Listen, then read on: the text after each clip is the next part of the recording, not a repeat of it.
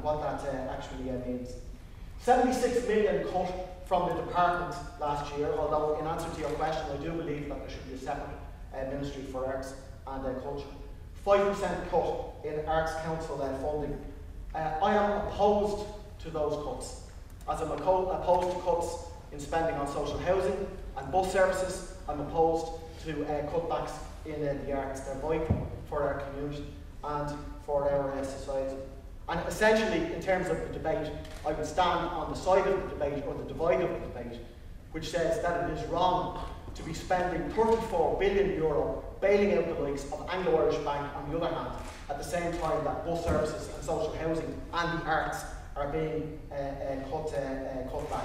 I think the only reason why there wasn't an actual bigger cut in the budget is not so much down to the generosity of Féin, it's down to the likes of yourselves. I think the campaigning work that arts organisations in this city and around the country have done against the cuts has been very important. And I often show my own comrades in the Socialist Party the video of your flash mob with Mr. Blue Sky in Patrick Street as a very creative way of getting a message across. I've asked what will be my position if I'm in the next government. I won't be in the next government. Right?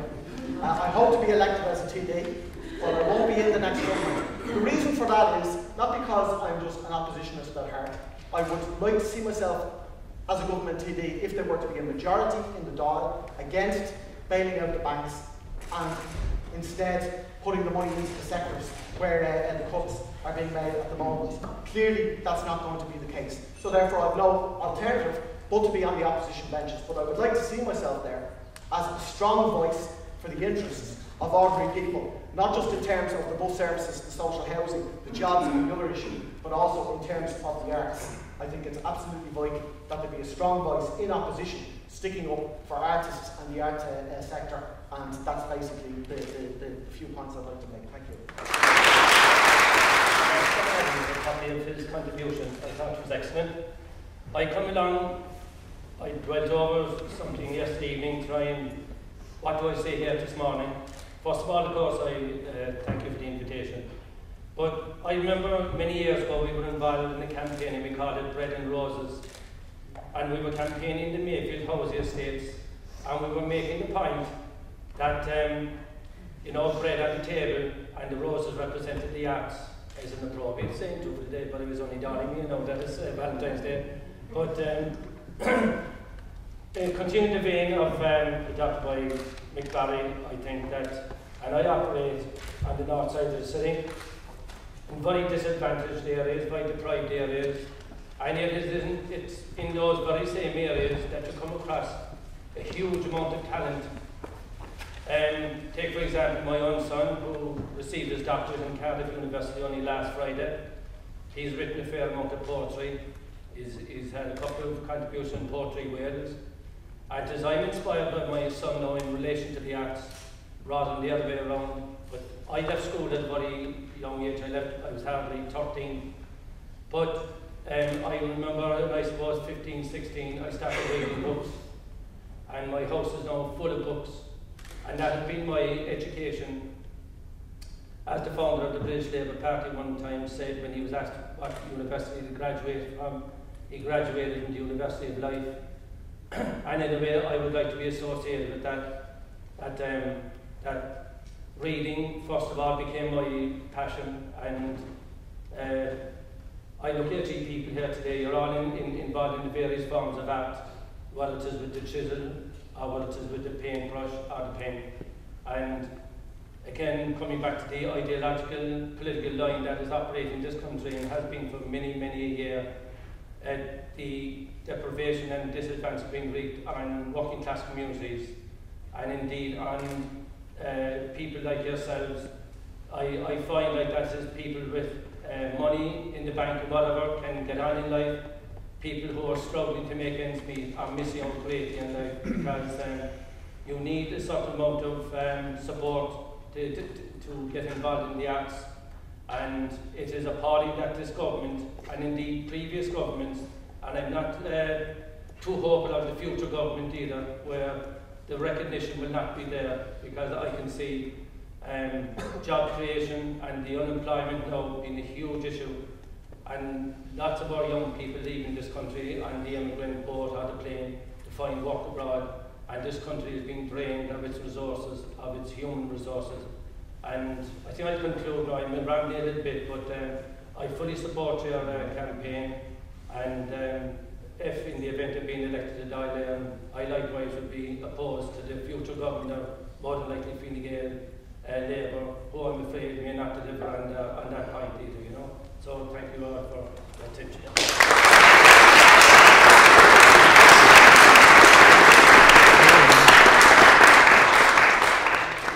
First of all, thank you for the invitation this morning on behalf of myself and the party.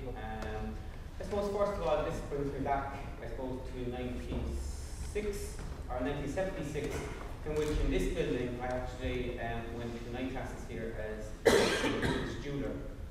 So I actually have some understanding of the arts because I served 5 years in apprenticeship here as such. And it is interesting enough because in the 1980s, I lost my job due to downturn in the economy then. In recent times I've gone on to, I suppose, really use the arts because after that, I suppose the other point is that I didn't have a leaving cert or a junior cert either. So I went from, I suppose, leaving school into being an apprentice jeweler.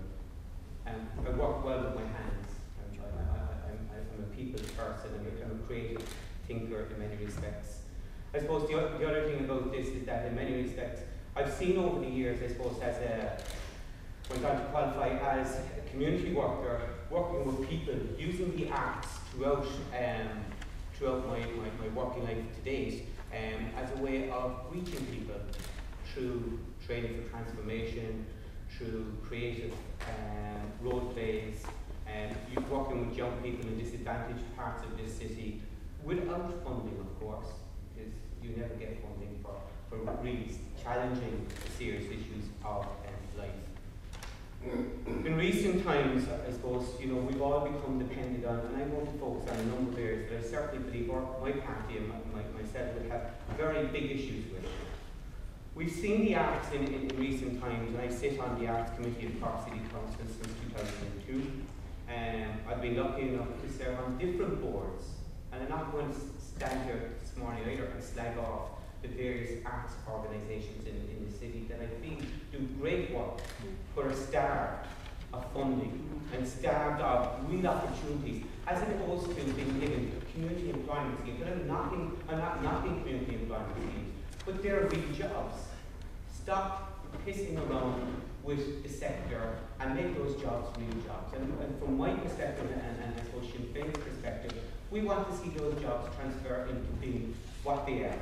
Not just a 12-month contract where you're just happy to get in somebody else or get out somebody. It takes time to work with people. It takes time for people to get to grips with the role and to feel belonged to a sector. 12 months is not good enough. Quite clearly, I suppose in many respects, the real commitment here has to be through the sector. The cutbacks, again, in recent times, it's interesting, I seem to lose my job every time there's a crisis in the economy. Before Christmas, was made unemployed. Not because there's not work there in the community and voluntary sector, I worked as project coordinator on the north side of the city, but because government cutbacks, quite clearly, government cutbacks to the most, I suppose, disadvantaged here, the most important areas of life seemingly happens on a frequent basis. Because again, having people on the Arts Council that are cronies of particular parties is not good enough any longer. We want to